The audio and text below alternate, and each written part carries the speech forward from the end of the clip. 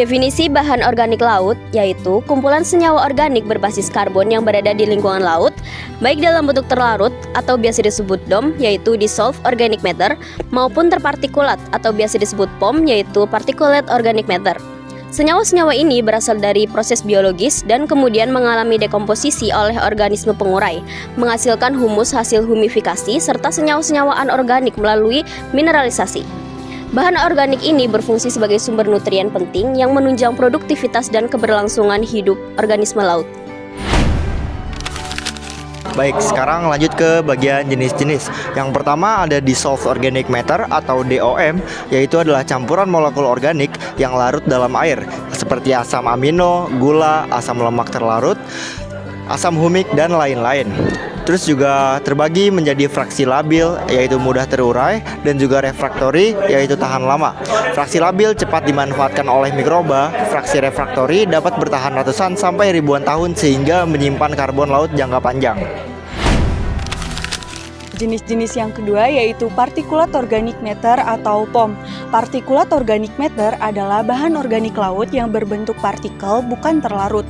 Ukurannya biasanya lebih dari 0,2 sampai 0,7 mikrometer tergantung metode filtrasi. Nah, bentuk khasnya itu yaitu marine snow atau gumpalan serpihan organik fitoplankton mati, lendir, bakteri, fecal pellets, dan mineral laut yang menjatuhkan karbon dari permukaan ke dasar laut atau biological pump. Asal-usul yang pertama adalah dissolved organic matter atau DOM. Memiliki dua kategori besar. Yang pertama adalah autochthonous DOM. Autochthonous DOM ini berasal dari laut itu sendiri, seperti fitoplankton, mikroba, dan degradasi partikel.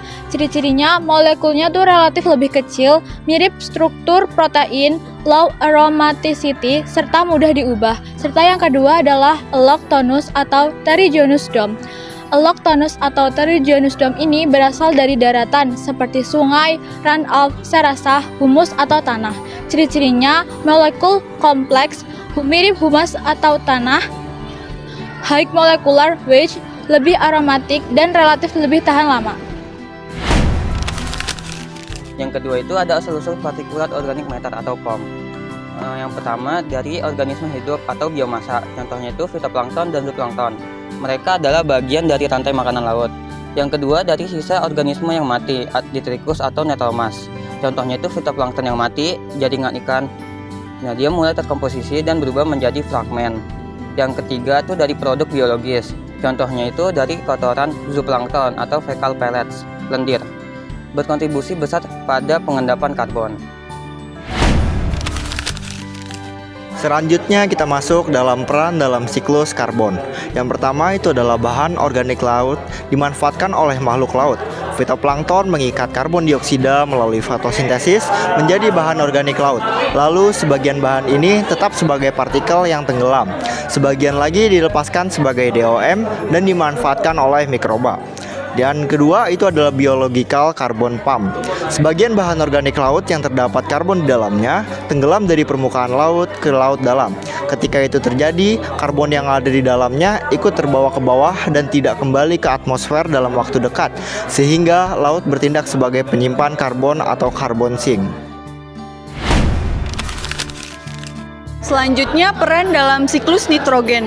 Yang pertama DOM atau DON sebagai reservoir nitrogen organik. Dissolved organic nitrogen atau DON merupakan salah satu reservoir nitrogen teredukasi terbesar di laut. Bentuknya meliputi asam amino, peptida, urea, amida, dan molekul heterosiklik kompleks. DON dapat menjadi sumber nitrogen organik bagi mikroorganisme dan fitoplankton. Selanjutnya mineralisasi nitrogen organik. Bahan organik laut yang mengandung nitrogen akan diuraikan oleh mikroba menjadi bentuk nitrogen yang lebih sederhana, yaitu amonia. Amonia itu akan dipakai lagi oleh makhluk laut sebagai nutrisi atau diubah oleh bakteri menjadi nitrit dan nitrat. Pengaruh terhadap kualitas air. Yang pertama, bahan organik laut dapat memengaruhi kualitas air dengan meningkatkan kesuburan perairan jika tidak berlebihan. Dan yang kedua, bahan organik laut juga dapat menyebabkan penurunan kualitas air seperti rendahnya oksigen terlarut atau DO jika kandungannya terlalu tinggi. Dan yang ketiga, kandungan bahan organik yang tinggi juga dapat memicu eutrofikasi menurunkan kadar DO akibat dekomposisi oleh mikroorganisme. Kesimpulannya, bahan organik laut adalah senyawa karbon yang berasal dari organisme laut maupun daratan, hadir dalam bentuk terlarut yang biasa disebut DOM, dan partikulat atau yang biasa disebut dengan POM. Senyawa ini berperan sebagai sumber nutrisi, mendukung rantai makanan, serta terlibat dalam siklus karbon dan nitrogen, termasuk penyimpanan karbon melalui biological pump. Kandungannya dapat meningkatkan produktivitas perairan, namun jika berlebih dapat menurunkan oksigen dan memicu eutrofikasi hingga menurunkan kualitas air.